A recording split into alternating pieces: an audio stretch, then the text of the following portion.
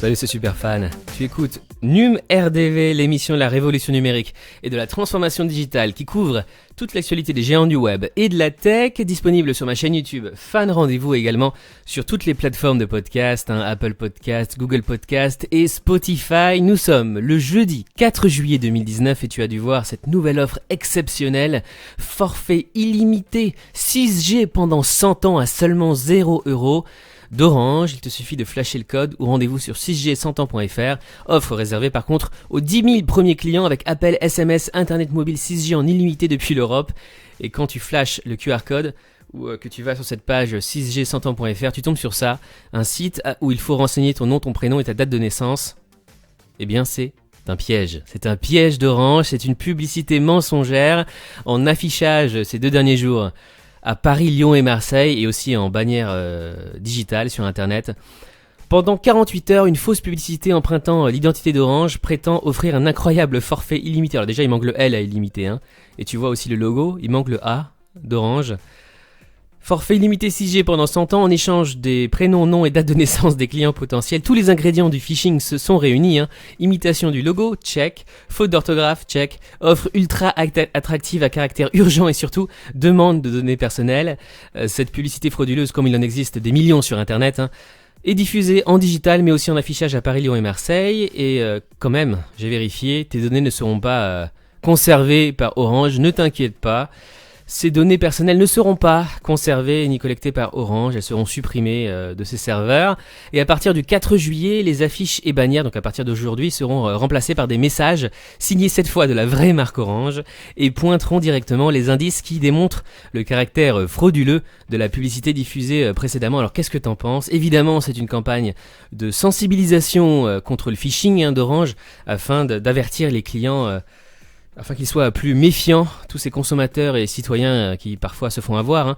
D'ailleurs, Orange nous rappelle un chiffre très très important.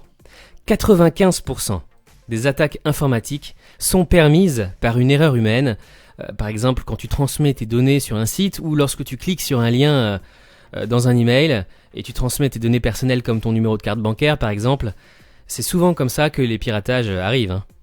Qu'est-ce que tu penses de cette campagne, de cette fake news organisée par Orange? Dis-moi ça en commentaire, ça m'intéresse. Dans le reste de l'actualité, on va parler de la panne, la grosse panne d'hier. T'étais pas le seul à pas avoir accès à Instagram, Facebook et WhatsApp, à pas pouvoir uploader des vidéos, des images, ne pas pouvoir voir tout simplement des stories sur Insta ou des images. En fait, c'est dû à une opération de maintenance de Facebook. Messenger, Instagram et WhatsApp qui appartiennent tous à Facebook. Donc il y avait une opération de maintenance hier. C'est revenu à la normale hier, jeudi soir à 2h du matin, jeudi à 2h du matin, mercredi soir. Et Facebook s'est excusé d'ailleurs pour cette énorme panne, alors qui a duré moins longtemps que la dernière panne il y a quelques mois, qui avait duré 24 heures, là ça a duré seulement quelques heures. Donc désormais tu peux uploader de nouveau des vidéos et des photos sur tes réseaux sociaux préférés.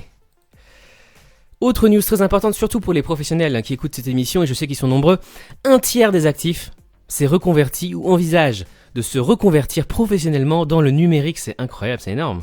40% des actifs français ont suivi ou envisagent de suivre une formation continue pour se former au métier du numérique, révèle le sondage Opinionway pour Eni, école informatique.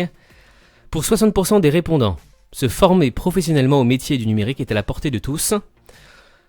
Pour eux, donc, la principale difficulté est qu'il faut déjà avoir des compétences techniques, 60%, alors c'est pas toujours vrai, suivi par le coût trop élevé de la formation, 42%, c'est vrai, mais il existe des systèmes de financement, notamment par ton entreprise, et par des collectivités aussi, et par le gouvernement. En outre, 25% d'entre eux jugent que ces métiers sont plutôt destinés aux jeunes, alors ça c'est pas vrai du tout. Toutefois, 40% des personnes interrogées ont suivi ou envisagent de suivre une formation continue, 33% envisagent de se reconvertir professionnellement dans le numérique. Eh bien, ils ont bien raison. Ces 33% ont vraiment compris que la révolution numérique était uniquement à ses balbutiements et que ça va s'accélérer d'année en année et que la formation est vraiment la clé de cette transformation digitale. On passe au reste de l'actualité maintenant avec les GAFAM. Google, numéro 1 de la maison connectée en Europe, je te l'ai déjà dit hier, Google avec 15% de part de marché et devant Samsung et Amazon pour les smart home. Google Chrome voudrait bloquer les publicités qui ralentissent la navigation.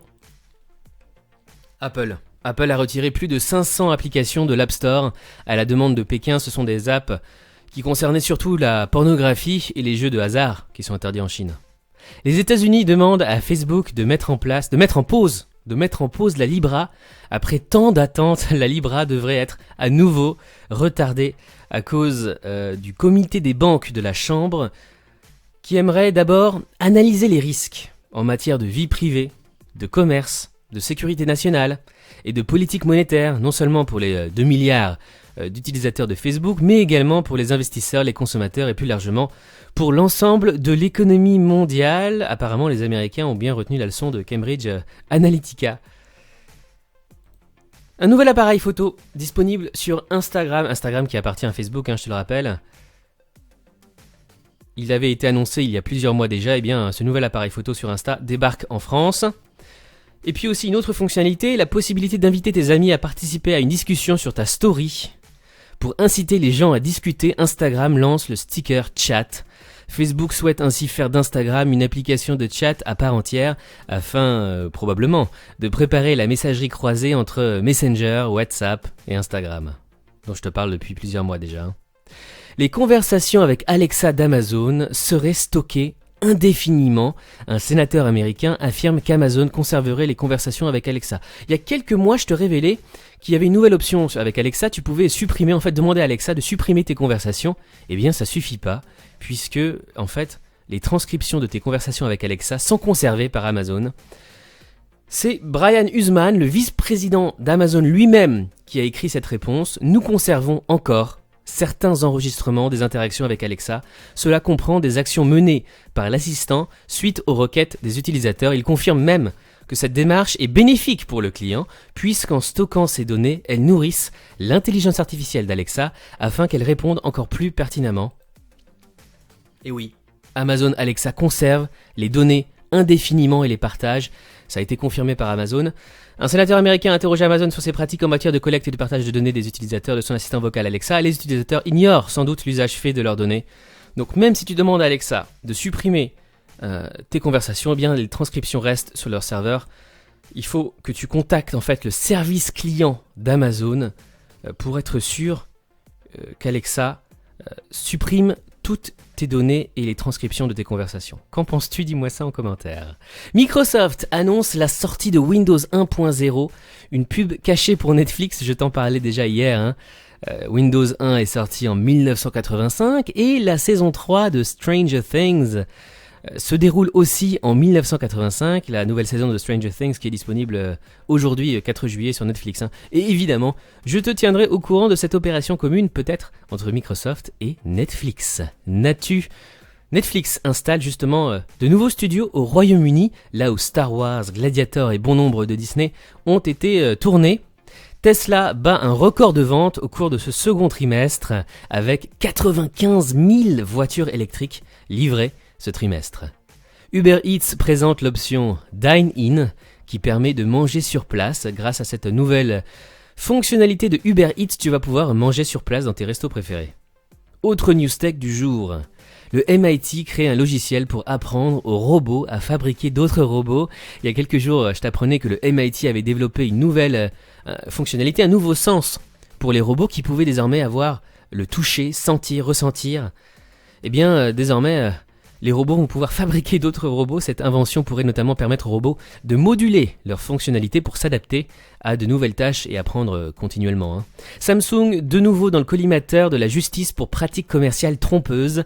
La branche française de Samsung, qui fait l'objet déjà d'une nouvelle plainte pour des violations présumées des droits des travailleurs dans ses usines en Asie, a cette fois été mise en examen pour pratiques commerciales trompeuses. Sony lance un fonds d'investissement avec 185 millions de dollars pour investir dans des startups au Japon et à l'international. Split, la plateforme pour partager tous vos abonnements. Tu partages peut-être ton compte Netflix avec tes potes, avec ta famille.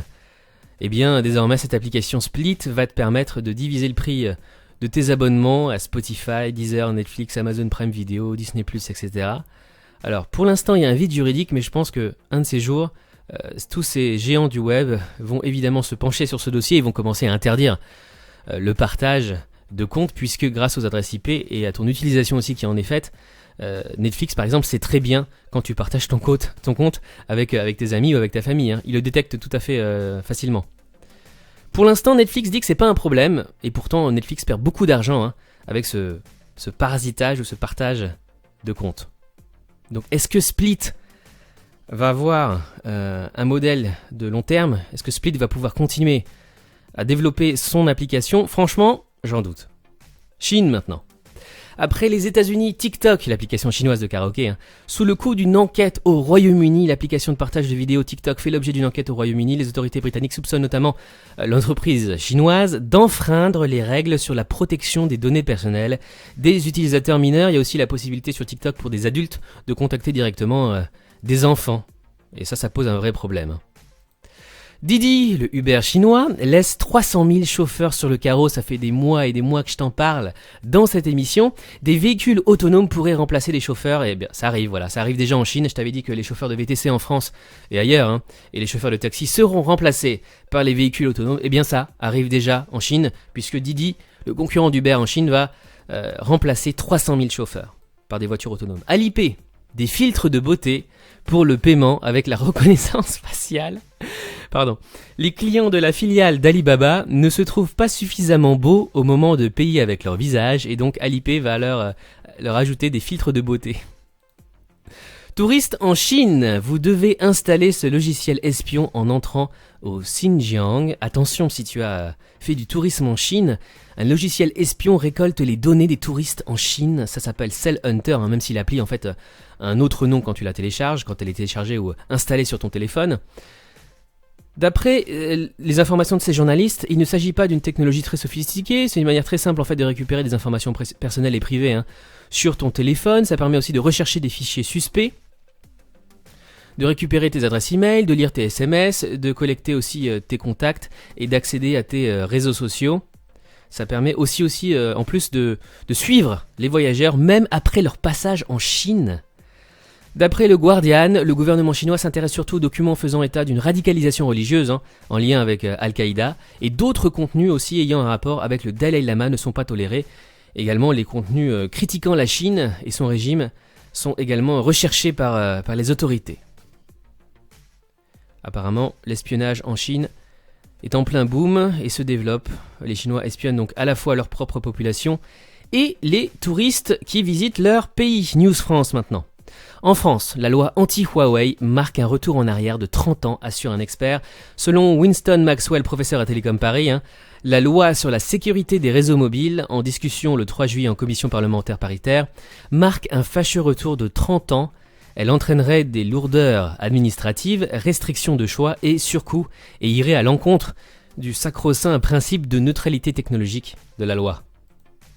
L'ex-geek du gouvernement, Mounir Majoubi, renonce à la mairie de Paris, c'est officiel. Xavier Niel serait prêt à investir 15 millions d'euros dans Molotov, Molotov qui est une plateforme de distribution de chaînes de télévision sur Internet.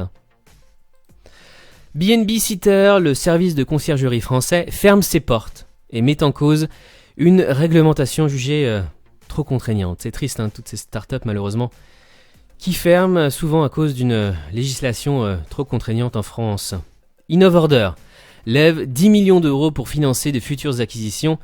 Innovorder boucle sa deuxième levée de fonds et se rêve en leader européen du SaaS, c'est une solution logicielle en ligne, dédiée à la restauration. Et enfin, grâce à ses récentes acquisitions, Orange Cyberdéfense vise la deuxième marche du podium européen d'ici la fin 2019. Orange est en train vraiment de créer un géant de la cyberdéfense en Europe, tant mieux pour la France. J'ai commencé avec Orange et je voulais terminer avec Orange. C'est tout pour aujourd'hui. Merci d'avoir écouté NUM RDV. On se retrouve demain évidemment pour une nouvelle émission. Si tu as apprécié cette émission, s'il te plaît, n'oublie pas de laisser un pouce en l'air, de liker cette vidéo, de la partager et de la commenter. Tes commentaires m'intéressent toujours. Je les lis tous, je lis tous vos commentaires sur ma chaîne YouTube. Merci d'avoir écouté cette émission. À demain. Bonne journée. Ciao.